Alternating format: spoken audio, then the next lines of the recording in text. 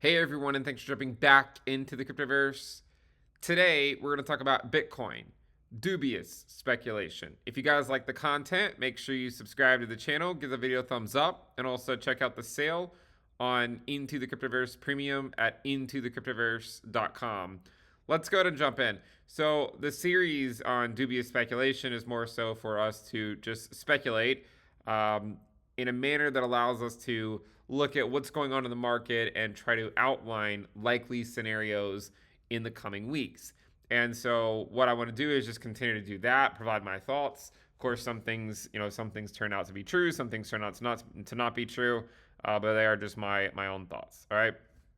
So the first thing is that Bitcoin has rallied here off of the bull market support band. So you can see that it's actually done a couple times now. First here in March of 2023 and second here in June of 2023. Now, there's something we should talk about here, and that is the fact that it has in fact taken out the prior high. So the prior high over here in April was $31,046.25. And then the new high as of right now is $31,441.74. All right. So in fact, Bitcoin has put in a new yearly high. And of course, that is worthwhile to note, right? It's worthwhile to note. What's interesting is despite the fact that Bitcoin has put in a new yearly high, if you were to look at the altcoin market, total 3, you will see that it is nowhere close to putting in a yearly high. In fact, total 3, or the altcoin market, is still about 20% down from its April high, continuing to suggest to me that a lot of what we're seeing is liquidity moving away from the altcoin market and into Bitcoin. Okay? And one of the things that I've said before is that in the pre-halving years, there's this idea that liquidity flows from the altcoin market back to Bitcoin. And it's hard to know at exactly what point liquidity from the altcoin market is no longer sufficient to prop up the price of Bitcoin USD before we normally get the secondary scare before the next, halving and expansion and whatnot. It's really hard to know exactly where that turn comes. Now, in 2019, the turn came in June. In 2015, it arguably came in March, and then again in, like in August or something, or July.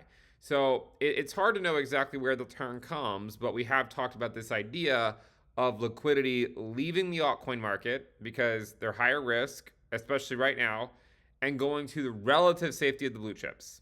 In this case, Bitcoin and Ethereum, but I don't really talk about Ethereum as much during this phase as being relatively safe because I also think that Ethereum is bleeding back to Bitcoin as well. Now, this bleed continues to lead to Bitcoin ultimately trending higher at the expense of the altcoin market, right? Again, Bitcoin has put in a new yearly high. Total 3 has not.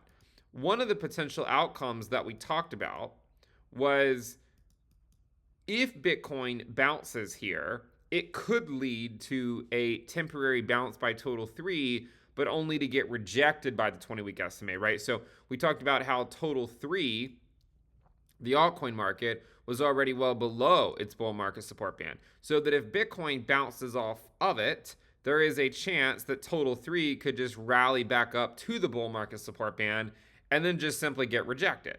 Okay, now we've talked about this idea before in the sense that back in 2019, total 3 fell below the bull market support band in July.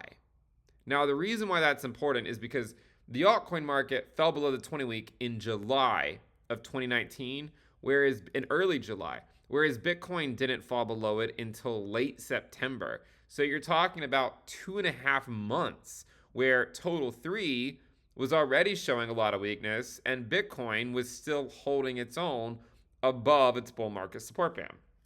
And again, it took until September. So this was 2.5 months. Now, this time around, total 3 fell below its bull market support band back in early May. So June, July, and then maybe the very end of July or early August would mark about 2.5 months. So to some degree, Bitcoin is just continuing to spend time above its bull market support band far longer than the altcoin market. and we actually saw a very similar move back then as well. Now, I mean, there's no denying. I mean, I did talk potentially about April being the yearly high, right? We talked about that as a potential outcome. But I also said that if we are going to move higher, I would expect it to occur in June.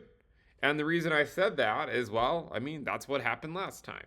I mean, it was last time, really, starting the week of June 10th, that Bitcoin sort of began its final push for the year, but it only lasted about 2 or 3 weeks, and then we eventually faded it. But again, I think the interesting aspect here is that Bitcoin has put in a new yearly high.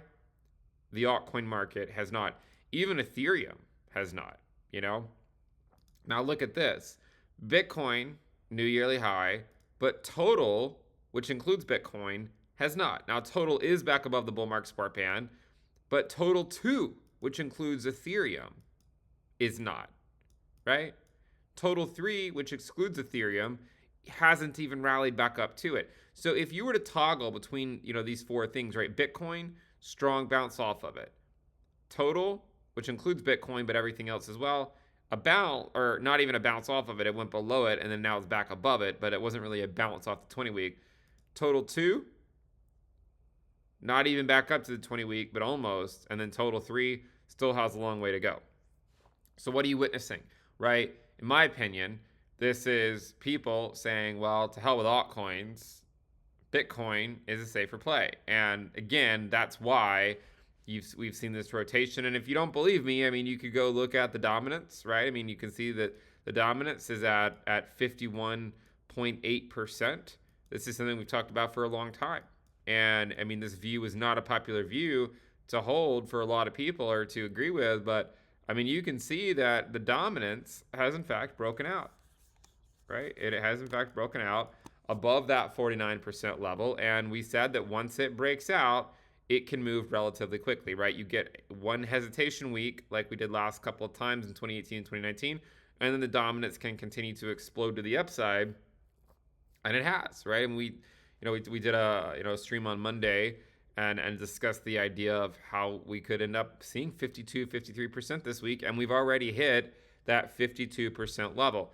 So I continue to think that we are seeing a rotation of the altcoin market, liquidity from the altcoin market into Bitcoin. That is my interpretation of what we're seeing, and we saw basically a very similar thing happen in 2019 as well, okay? Now, the interesting thing too is if you were to look at this on Heikin-Ashi candles, okay, and then we're going to look at some specific altcoins with respect to Bitcoin. But if you look at it on Heikin-Ashi candles, you will see in fact that Bitcoin's monthly Heikin-Ashi candles are in fact still green at this point, right? Still green. Total is red. Total 2 is red. And total 3 is in its second red month. Now, there's an interesting trend here when it comes to the market slowly turning, right?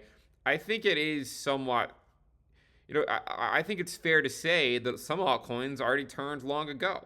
And to say that they haven't would be kind of ignoring the idea that many of them have in fact put in new lows, right? Like if you were to go look at things like ADA, new low, right? Polkadot, new low.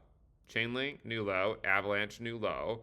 And so on and so forth, right? So some of these altcoins have in fact already put in new lows. And, just to pick on one of them here, like ADA, it has rallied up 12%. But the funny thing is that even with this rally, it's still below where it was at the beginning of June. I mean, like you can see where it was near the beginning of June. Even from that level, it's down about 21%. So the hype that comes from the altcoin market in general, a lot of times people are just getting this high off of the most recent rally, off of whatever the most recent low was. But in reality, Bitcoin compared to, say, the altcoin market, right? So if you look back at the altcoin market, collectively, if you look at the collective altcoin market, it's all the way down here, whereas Bitcoin is back near its April high. The funny thing too is that the April high for total 3 wasn't even that much higher than the February high, whereas for Bitcoin, it was significant. So it really does show you just how much stronger Bitcoin is in the pre-halving year. I'm not trying to tell people that altcoins aren't worth the risk just because I want to be the bad guy. It's more so, guys, like, I lived through it before, and in my own experience, at this phase of the cycle, Bitcoin has by far the best risk-adjusted returns. Now, that doesn't mean that Bitcoin can't go down. It just means that it does, Bitcoin gives you some level of exposure to the cryptoverse without having to take on unnecessary risk in the altcoin market, especially considering that the altcoin market has, and in my opinion, will likely continue to bleed back to Bitcoin. But I wanted to show an interesting trend really quick because it might play out again. So if you look at monthly Heikin-Ashi candles for total 3, what you'll see is that we first turned red in July of 2019. Okay, it first turned red in July. Now, the reason why that's interesting, if you flip this over to total 2, you'll see that it turned red in August. Okay, so total 3 was red in July. Total 2, it took until August for the monthly Heikin-Ashi to turn red. And total also turned red 1 month after that, in September, which includes Bitcoin. So to recap, total 3, July. Total 2, August. Total, September. So the altcoin market said, hey, the market's getting kind of weak. Even in July, Bitcoin didn't care. Remember, Bitcoin stayed above its 20-week SMA again until September, even though total 3's monthly Heikin-Ashis were red as early as July. Now, look at what's going on today, right? So you have total 3 that put in its first red monthly Heikin-Ashi back in May. It's currently in its second one. Now, there's a good chance, I would say, that the total 3 monthly Heikin-Ashi will stay red for this month, right? So again, total 3 turned red in May. Will total 2 turn red in June? So far, it is red. Okay, so far it is red. And I mean, unless there's a significant rally by total 2 within the next week, then it would likely close red. I mean, it would need to rally up quite a bit for it to have any chance here of closing green. So there's a chance that, just like it was last cycle where total 3 turned red before total 2, perhaps total 2 will turn red 1 month after total 3, and then perhaps total, which right now is actually still red, perhaps it might actually flip back to being green before the month is over, and then perhaps it'll take until July to flip back. Now, the interesting thing is, if you look at Bitcoin, it also turned red in September with total, right? It turned red in September with total, which was, again, it was a couple months after total 3. So again, total 3 turned red here in May. So potentially you're talking about that July timeframe for it if it wants to play out in some type of similar pattern. Another way to look at this, by the way, is to maybe just sort of clean this up and not even look at candles, but look out on a line chart. I'm going to switch this back over to a weekly time frame. And what you'll notice is that, you really had sort of this final thrust upwards that occurred starting in about the middle part of June. And that level ended up being taken out later that year. Okay, so you can see that back in 2019, we put in this low in June. We moved up over the next couple of weeks or so, but that actually marked the yearly high back then. And then we ultimately fell below it in November, and then capitulation in early the following year. So I don't know if you want to compare it in the same way here, to say that this, potentially you could make the case that this here could be similar to sort of this one right here. We're in the process of carving out like this phase potentially. Okay, you could make a case for that. You can make a case for a lot of things. Actually, one of the things that I've said before, I've said many times, is I think the max upside for Bitcoin this year is 35K. And I mean, it's certainly possible that we could take. I mean, I've said I think that in 2023, Bitcoin will trade between the range of 12K to 35K. It doesn't mean that it can't go outside of that range or it doesn't also mean that it has to hit those extremes, but I would expect it to stay within that range for the duration of 2023. Now, there's no guarantee that that's correct, but that is at least what my expectation was going into the year. If you go back and look at, say, the year-to-date ROI videos that we've done, and the reason why I said 35K, of course, is very dubious, but just sort of looking at, say, 2014 and 2018 year-to-date ROI and taking an average of them, right? So if you take an average of 2014 and 2018, you get something that looks like that. And had you done that and then sort of speculated what 2022 would do, it almost basically ended up just being what ultimately happened as an average of 2014 and 2018, right? That's ultimately what 2022 looked like by the end of the year. And so, I said, well, hey, like since it worked out so well the first time, what if we were to take an average of 2015 and 2019, a time, a time weighted average here, to just, or sorry, an ROI, an average of the ROI year to date as a function of time. And if you do that for 2015 and 2019, you get something that looks like this, right? And so, one of the things I said before is, well, what happens if Bitcoin stays within this range for the entirety of the year? What would that mean for the price of Bitcoin? Well, it would mean that the low would be 25% below the yearly open. So that means we'd have to just go simply find what the yearly open was.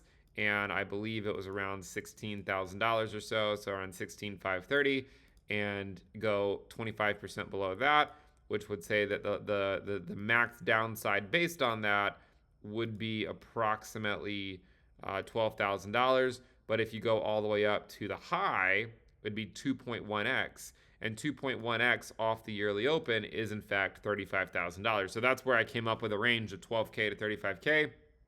I just said, well, if you looked at the average version of 2014 and 2018, it more or less told us what 2022 was going to do. So why not use the same type of dubious speculation on 2023? And it's interesting, if you actually overlay 2023 on the average of 2015 and 2019, you can see that we sort of front ran it, but actually recently, as a function of time, it's almost going up in the exact same way. I thought that was kind of interesting, right? Like if you zoom in here, right when it hit this mark, it's sort of following that year-to-date averaged ROI from 2015 and 2019. And if you do that, you'll note that we are currently in day 176 year-to-date. The time average version says that the peak occurs on day 177, which is only a day away, right? Like, which is kind of crazy to think about.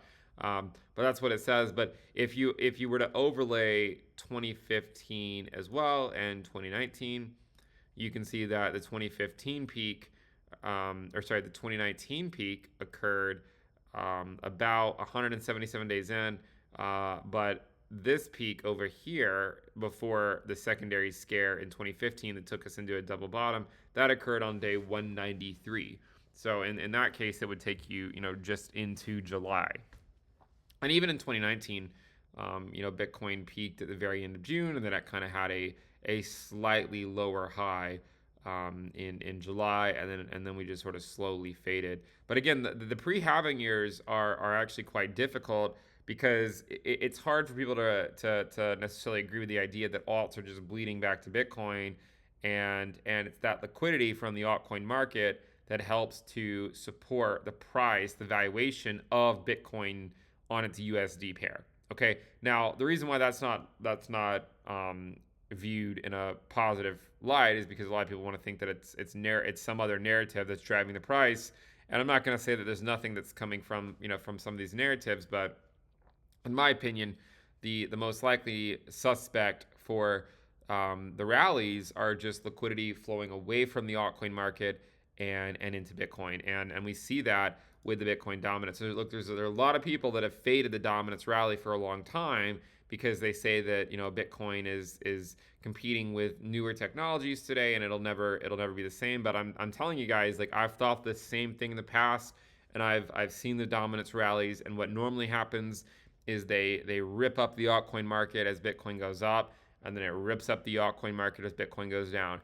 It's really hard knowing where the turning point is for Bitcoin USD because it's just hard to know how much liquidity is really out there. I mean, I think there's been a lot more liquidity this time than there was in the last cycle, courtesy of the Fed, again, printing $6 trillion. Now, one interesting thing to look at prior rallies, in fact, one of them by the Ethereum Bitcoin valuation, you'll note that in 2018, the Bitcoin USD rally actually occurred. It lasted until the Ethereum Bitcoin valuation hit around 0.058, if I'm not mistaken, right? So like if you were to just go look at Bitcoin on a log scale, sort of this rally over here by Bitcoin USD before the dominance continued to go up, but Bitcoin really peaked out, occurred, somewhere not far off from in fact the current valuations, right? It's just that the bleed by Ethereum back to Bitcoin can give Bitcoin liquidity to continue to sort of hold the price at those levels or to even potentially send it higher. Okay. If you zoom in on the daily time frame, what I believe you will find is that it was around 0.058 that marked the end of the Bitcoin USD rally. But again, I mean, trying to speculate exactly where the turning point comes from altcoin liquidity is very hard to do because everything will tell you something slightly different. For instance, if you were to look at ADA Bitcoin, one of the things I've said before is that it'll likely go down to 400 Satoshis at the very least because it's an oscillator at best. And in 2019, look at it like this. Let me show you it like this. So in 2019, ADA Bitcoin was at the same valuation as it is today, on the same date basically, right? June 24th. ADA Bitcoin was at the same valuation as it is today. What happened back then? Bitcoin rallied for one more week. It marked the top, right? And one more week later. But then even though Bitcoin peaked out in June, ADA Bitcoin continued to bleed until August, and then a double bottom here in September, a triple bottom in October, a quadruple bottom in January, right? You saw the bottoming process of some of these altcoins actually take place on their Bitcoin pairs, thus signifying, thus kind of saying, hey, maybe some of these altcoins are done bleeding against Bitcoin, at least locally, and sort of justifying, a different investment style. But as of today, what we're seeing is the altcoin market just putting in new lows on their Bitcoin pairs, right? I mean, you look at ADA Bitcoin just continuing to go lower, Bitcoin going lower, Link Bitcoin going lower, Uni Bitcoin lower, Litecoin Bitcoin continuing to go lower, Theta Bitcoin, Maker Bitcoin, BNB Bitcoin, Solana Bitcoin, Aave Bitcoin, AVAX Bitcoin, Matic Bitcoin, right? They're all just going lower on their Bitcoin pairs. There's not really a clear bottoming process taking place just yet. It could occur later this year, right? It could occur later this year, but it hasn't happened yet. And I think that liquidity from the altcoin market is continuing to get sucked back into Bitcoin, and Bitcoin is using that as fuel to go higher and to sustain these valuations. And I think it did the same thing in 2019 as well, right? I mean, and even in 2019, that final rally, started about mid-June, right? Kind of like how it has right now. And you can see, I mean, really, it started about June 14th or so, more or less how it did back over here. And then it lasted just a couple of weeks. And we talked about this. We said, look, if it does push higher in June, it might only last a few weeks, and it could lead the dominance much higher, right? Because what was the outcome? It was, well, what did we say? We said, look, there's two potential outcomes here for Bitcoin. It either holds the line in the short term or it doesn't. And if Bitcoin holds the line at the 20-week, what happens? The dominance goes up, right? Why do we know that? Well, because that's what happened last time and the time before that, right? When it was back down here and it rallied on up, we said, well, in the pre-halving year, at least at this early stage of the pre-halving year, if Bitcoin holds the line, the dominance goes up. And if it doesn't hold the line, the dominance goes up because there's just no liquidity left in the altcoin market. We briefly experienced that back over here in early June. Bitcoin had a close below the 20-week SMA. And what did you see? You saw altcoins dropping like a rock on Bitcoin's close below the 20-week SMA, right? So it still shows you that really, no matter the direction of Bitcoin USD, the dominance of Bitcoin is likely going to go higher.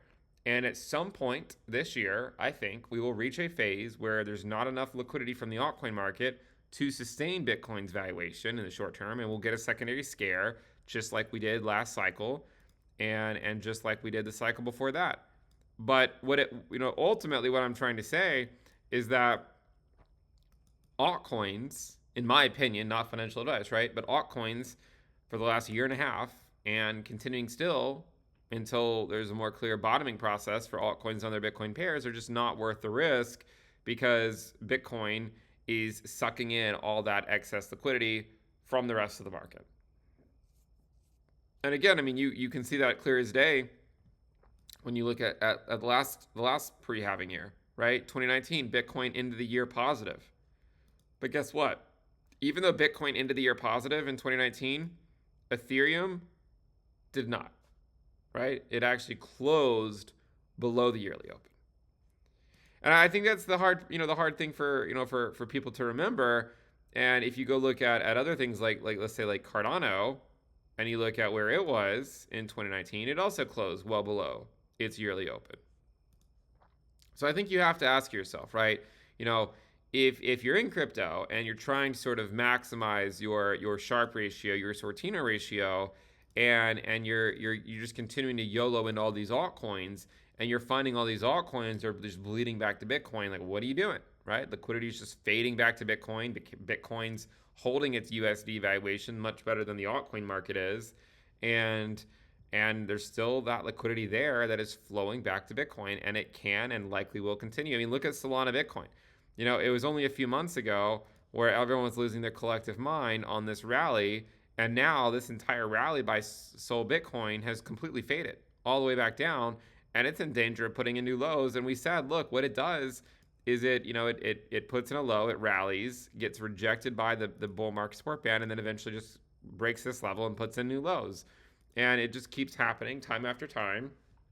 And, I mean, more and more people are starting to catch on. But again, this is the fuel, right? Like the collapse of Ethereum Bitcoin can help lead the dominance of Bitcoin higher. And it's hard to know exactly at what point there's no longer sufficient liquidity to support the price of Bitcoin USD. In 2018, it was at around 0.058. In 2019, it was much lower because Ethereum Bitcoin had already collapsed, but it was around 0.025. Okay, so two completely different levels. But again, the collapse, the initial phase of the collapse by Ethereum Bitcoin over here was when Bitcoin USD was going up. The rest of the collapse was while Bitcoin USD was going down. This collapse here was while Bitcoin USD was going up. The rest of the collapse over here was while Bitcoin USD was going down. So arguably here, I mean, really ever since like November, this part of the collapse by Ethereum's Bitcoin valuation has been bid by Bitcoin while Bitcoin has been going up. Okay? And again, at some point, I think we reach a critical threshold where market conditions change. But clearly, with Bitcoin just putting in a new yearly high, as recently as a few days ago, that level had not been yet achieved in April. Okay? Because we talked about the idea of April potentially marking the yearly high. Now, clearly that has been nullified because we just put in a new yearly high. So clearly April was not in fact the yearly high for Bitcoin anyways. I mean, you could still argue that for the collective altcoin market that could mark the yearly high, right? At around the low 400 billions. And I would actually say that there's a good chance that this level here could in fact mark the yearly high for the altcoin market. I would be more convinced of that of alts than say than the blue chips, right, in general. But the altcoin market, I still think does show a lot of weakness. And you could even look at things like total 3 divided by Bitcoin. We talked about this before, and how it's likely, and you can see just how much it's capitulating, right? I mean, it's just if you assume that it's an oscillator, and you can see just how quickly it's going back down, right? So I still think exercising some caution with the altcoin market makes the most amount of sense. And I know a lot of people will use any type of short-term rally by any altcoin as sort of fuel to poke fun at people following the dominance. But if you're being honest with yourself, the collective altcoin market has and likely will continue to bleed against Bitcoin. And as we talked about, the two only scenarios to consider, right? Bitcoin either holds the line or it doesn't. And if it holds the line, the dominance goes up. If it doesn't hold the line, the dominance goes up, right? So what are you doing with altcoins was my own sort of thought process. And is why I've continued to be very, very risk averse when it comes to the altcoin market.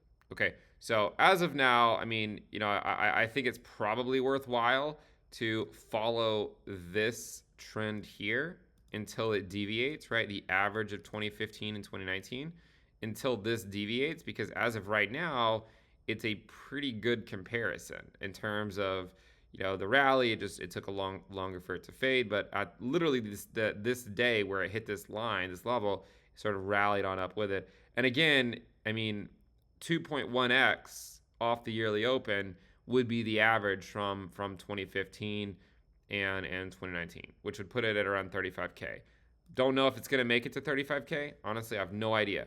But if it does, that would mark an average pre-halving year for Bitcoin based on what we've historically seen on only 2 data points, right? N equals 2, nothing you can take to the bank, which is why I've continued to reiterate, right? Like these are extreme targets. You don't have to hit them. If you do hit them, doesn't mean you can't go a little bit higher. Doesn't mean you can't go a little bit lower. But this is just based on what we've historically seen Bitcoin accomplish in its pre-halving years. And at this point, you know, with Bitcoin finding a new low here in June, it still gives some reason, of course, to sort of follow what Bitcoin did in 2019. I do know there are the theories that there are other theories out there, and I think all should be considered, right? But for me, as I've said, Bitcoin has and will be likely for quite some time the safest play, at least on a risk-adjusted returns basis, until we see the dominance get closer to 60%. Okay, and I think what once seemed like a crazy idea to a lot of people now doesn't seem so crazy when the dominance just continues to rally up on an almost daily basis. So let's see what Bitcoin does this coming week, because if it is going to follow 2019, then it should continue. And if it's going to deviate from that, then it could just be something like this, where it just gets these wicks up, but ultimately sort of falls short of continuing the rally. I mean, again, this is technically a higher high. I think there should be some importance into that, right? It is technically a higher high, and if Bitcoin wants to continue the rally this coming week, then it's all the more reason to compare it to 2019, right? If it doesn't continue the rally, right? If it doesn't continue the rally and then just sort of slowly fades, then you could argue still that we're already in this phase over here, even though it was a slightly higher high. Again, it's all dubious speculation, guys. It's hard to say exactly what's going to happen. I try to provide my thoughts on what I think the most likely outcomes are. I think the altcoin market bleeds to Bitcoin. I think Ethereum bleeds to Bitcoin. It has and I think will continue to bleed to Bitcoin. And the Bitcoin dominance is going up. At some point, the liquidity from the altcoin market will be no longer sufficient to justify higher Bitcoin prices. But considering that Bitcoin put in a new yearly high just a few days ago, it's not obvious that we've reached that point just yet. But I do think that point will be reached sometime this year. Anyways, if you guys like the content, make sure you subscribe to the channel, give the video a thumbs up, and again, check out the sale on Into the Cryptoverse Premium at intothecryptoverse.com. I'll see you guys next time. Bye.